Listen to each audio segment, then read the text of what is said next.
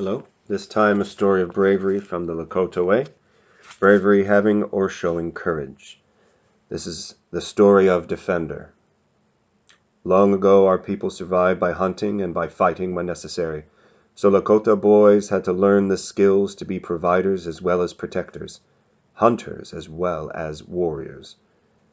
For skills like making weapons, tracking, and shooting bows and arrows, a boy needed good hands and a good eye.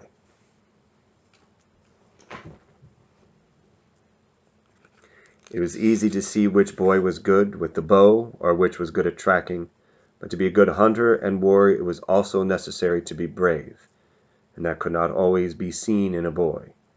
We believed that it was in everyone to be brave, and we also knew that boys had to be given the chance to learn they could be brave. My grandmother told me a story about one boy long ago. His boyhood name was Hoka, the badger. Though he was named for a ferocious animal, he was a quiet child. In fact, he hardly ever cried when he was a baby. In time, he would earn another name.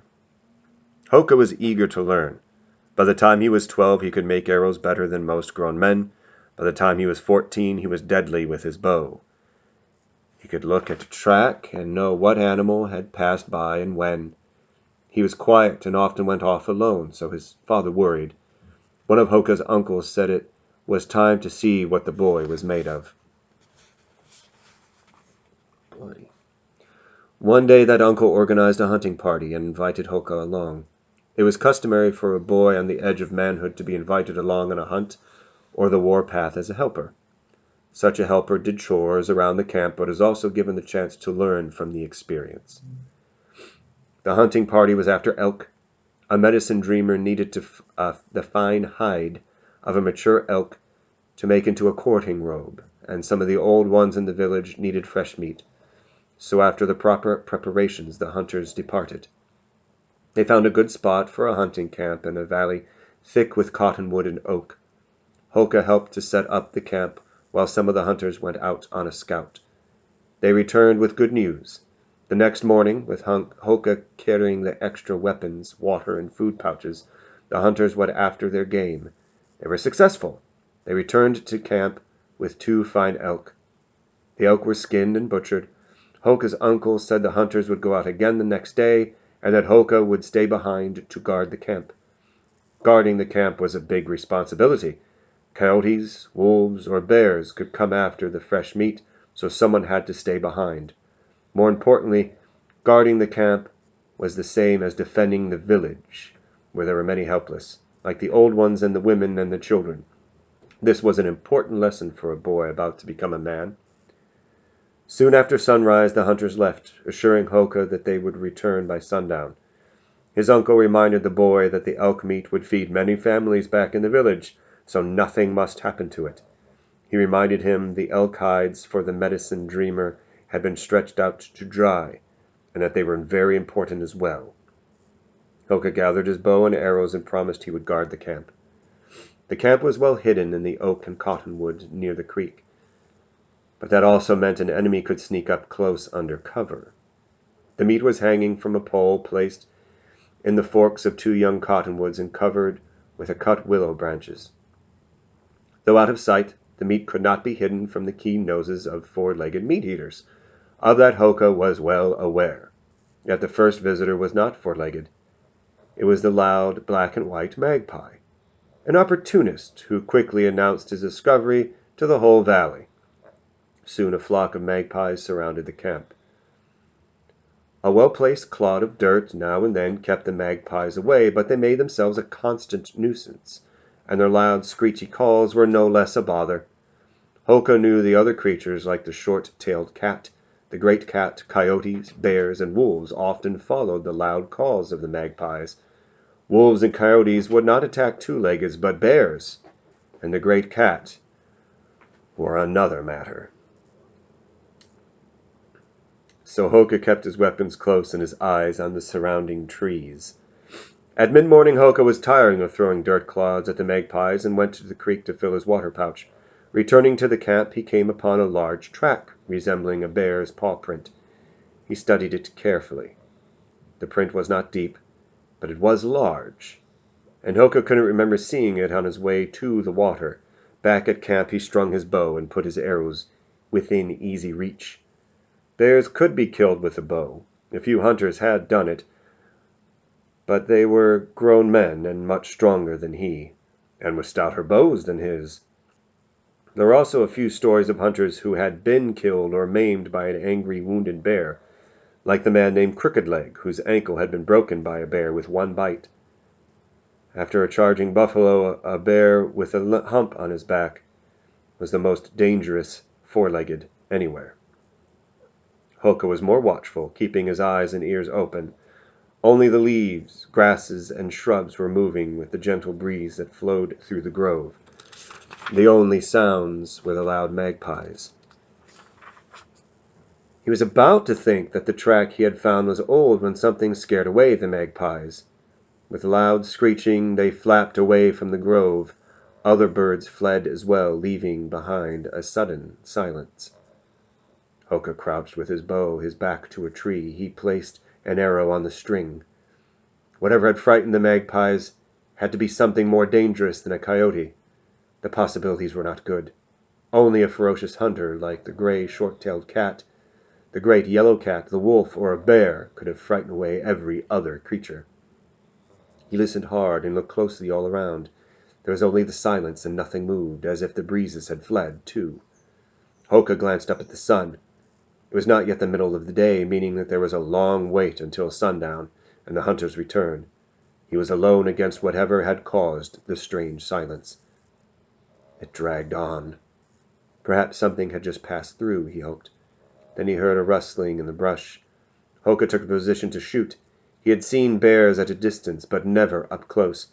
Once, while hunting with his father, he had witnessed the great yellow cat take down a deer. It had been very swift and powerful. What was out there among the trees he didn't know, but he imagined he would be able to get off one shot, maybe two. Once again there was only silence. Hoka relaxed a little, but he kept the bow in his hand and the arrows still held on the string. He pressed his back against the tree and slowly swept his gaze all around until he completed the circle. There was still nothing but silence. He began to consider what to do if a bear or great cat came for him across the clearing. Both of those four-leggeds were very swift. They could outrun a two-legged easily.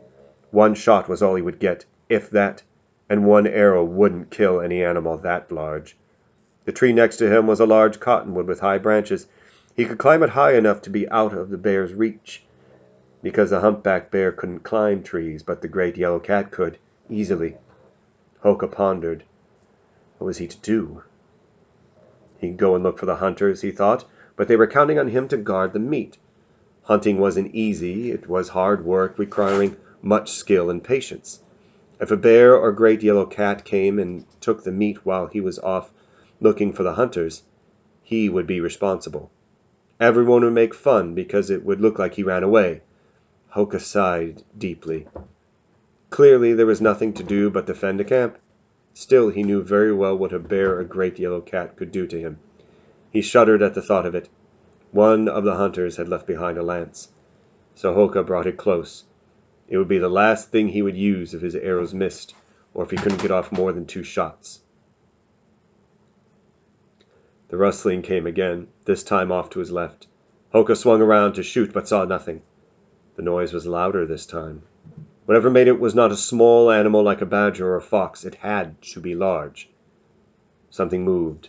Something dark and large and fast. Hoka caught the movement in the corner of his eye. He gasped and swung around. The dark figure disappeared behind some trees. Hoka waited, trying not to breathe hard because it would spoil his aim if he had to shoot. Now he knew for certain there was something out there. Suddenly he realized his heart was thumping against his chest. Hoka tried to reason past his fear. He guessed it was not a great yellow cat because the cat was a stalker. Its way of hunting was to move in close without being seen, and then spring. The thing out there was dark, perhaps black, not the tawny yellow. It could only be a bear. Something was out there, and he might have to face it. Remembering the story of the hunter of the village of the north, he preferred to face a bear. His grandfather had told of a man hunting near the great muddy river. The man noticed a great cat watching him, followed him across the creek, into a forest and up a tree. The cat was relentless, screaming and growling as it climbed. Somehow the hunter thrust his lance as the cat leapt. It impaled itself, and both cat and hunter fell, crashing to the forest floor. That hunter had been very lucky. He lived to tell the story and make a fine bow case and arrow quiver from the cat's hide. The last thing Hoka wanted to face was the great yellow cat. Truth was, he didn't want to face the bear either, but it seemed as if he would have no choice. His gaze swept the grove all around him again. His mouth was dry. He removed his shirt so that his sleeves wouldn't get in the way of the bowstring. Taking out 3 arrows, he stuck them in the ground in front of him, and arranged the quiver full of at least 20 arrows at his left hip. Counting the arrow in his string, he calculated 4 fast shots if he had time. A loud thrashing from behind him startled him. He whirled and bent his bow, expecting to see some large black thing coming for him. The noise stopped. With bated breath he waited, looking and listening. Far off to his right came a low, throaty growl. The bear, if it was a bear, had moved swiftly to flank him. Hoka waited. He looked down and realized that he had spilled out all of his arrows from his quiver. Hands trembling, he retrieved the shafts and slid them back in. Taking deep breaths to calm himself, he peered into the trees to the right. The thing had moved from left to right, circling him. Perhaps the wise thing to do was to look ahead to where it might be, he thought. He was right. Another low, throaty growl floated through the grove. Hoka heard the dogs snarl too, but this sound seemed to be coming from a deep hole. All he could do was point his half-drawn bow in the direction of the growl. He wished with all his heart that the hunters were back, but sundown was far, far off. How angry would my uncle be, he wondered, if I went to a safer place away from this bear? There was no way to know that, of course, but he was on the verge of running, as far and as fast as he could. Then he decided to climb the tree. In the tree he was still near enough to see anything that came near the meat. If it was a bear, he could try shouting and scaring it away. If that didn't work, he could shoot it at a safe perch. Gathering the lance and his bow and arrows, Hoka quickly climbed up. He found a good, solid fork higher than the height of 2 men. There he lodged his lance and found a branch to hang his quiver. And he had a better view of the clearing. As he settled, he heard another growl. He swung around in time to see a dark figure scurrying through the brush, circling the camp, it seemed. Hoka felt safe in the tree. He made certain of his footing and balance and placed an arrow on the bowstring. The dark figure, he was sure it was a bear, stopped in some low shrubs, well within bowshot. He would have to shoot between 2 trees, but he was certain he could hit it from this distance. The dark figure rose from his hiding place slowly. It was a bear, and it appeared to be looking at him. Perhaps a near miss would scare it away, he thought. Hoka bent his bow, took careful aim, and released. His arrow flashed toward the bear, which ducked out of sight. Hoka thought he heard a cry, a startled grunt of surprise, followed by a thrashing in the shrubs. Then there was silence. Wounded animals were dangerous, he had been told. He expected the bear to come after him, to try and climb the tree. He prepared another arrow and waited. The silence continued. No more growls, no more movement in the brush. Hoka kept an eye on the place where he last saw the bear, waiting for it to emerge in a fury. Nothing happened. There was no movement anywhere in the grove. Hoka looked around from his high perch.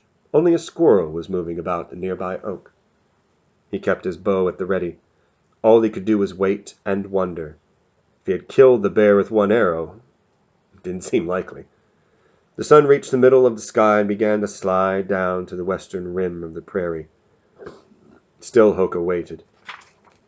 Reluctant to leave the safety of the tree, he put away his bow and made himself comfortable, settling himself in the fork of 2 branches. A magpie flapped his way through the trees and alighted on the branches above the hanging elk meat, sending his raucous call to his relatives. Hoka breathed a sigh of relief. That could only mean there was no more danger from the bear. More and more magpies came until there was a line of black and white birds on the cut branch holding up the elk meat. Hoka thought to loose an arrow to frighten them off. Then he realized they were his sentinels. If any kind of danger approached, they would fly off. And even all those magpies together couldn't carry off the meat, so he let them be. The afternoon dragged on, and the shadows grew longer and longer. Hoka decided to climb down. On the ground he quickly built a fire. The smell of it and the smoke would warn off any animal approaching. The smell of smoke would also let the two-legged enemy know where the camp was, but he decided to take a chance. His friends the magpies were still worrying about the meat, and he was certain they would let him know if anything came close. But he kept his weapons at hand nonetheless. Hoka was curious about the bear, if it was a bear. The magpies were unafraid, so he decided to take a look. The last moment he grabbed the lance instead of the bow. Caution guided his every move as he carefully went from tree to tree until he reached the brush where the bear had been hiding. His heart pounding, he climbed a tree for a better look. He saw nothing. Back on the ground, he stepped silently through the brush until he found broken stalks and torn up grass, and blood. His arrow had found a mark. Wisely, he retreated to his fire, built it up, and waited. The magpies were still fussing over the elk meat. He couldn't let down his guard now. There was a wounded bear out there somewhere. The hunters! Hoka hoped the bear wouldn't see the hunters and attack them. A shout startled him. The hunters were returning from the east, and the bear had run off to the west. Hoka was relieved, and never so glad to see anyone in his life. A buck deer with large antlers lay across a drag pole pulled by two of the hunters, and they all looked tired, and Hoka's uncle seemed to be hurt. A questioning glance from Hoka brought out the story. One of them had shot the buck. In his confusion, it ran at their hiding place and trampled Hoka's uncle. It was not a serious injury, Hoka was told, but there was blood. "All is well here?" asked Hoka's uncle. "Yes," replied Hoka. "The meat is still hanging there." "We have been away since this morning. Did anything happen?" Hoka thought for a moment. He wanted to tell them about the bear, but more than likely they would not believe him. "No," he said, "nothing happened, except for the magpies. They are still trying to carry off the meat." The hunters looked at him and chuckled. "You have guarded the camp well," one of them said. Hoka smiled. They did not know how true their words were. "It would be good if we kept watch tonight," he said. "I hear there are bears here." "Spoken like a true hunter and a good man," said his uncle. "Yes, we will take turns keeping watch." Someone's having a baby dream. "Bears are very smart and tricky. You never know what they will do, especially if they smell fresh meat. Or if they're having little puppy dreams." He's going somewhere. Sorry.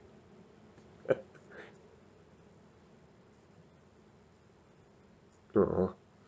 Hoka grew into a fine young man. At his naming ceremony, his father and uncle gave him the name Naitsinji, the Defender.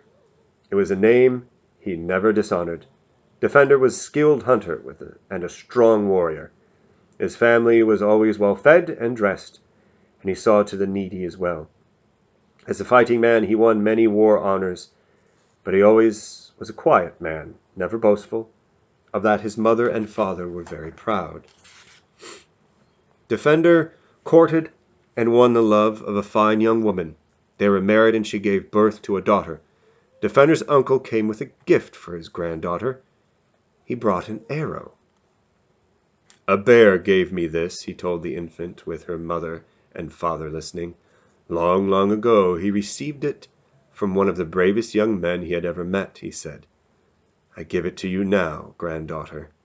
Hold it in your hand and let its spirit pass on to you, so that one day you will grow up and be the mother of brave hunters and warriors. It belongs to your father, one of the bravest men I have ever known." That is a story of bravery from the Lakota way. Thank you.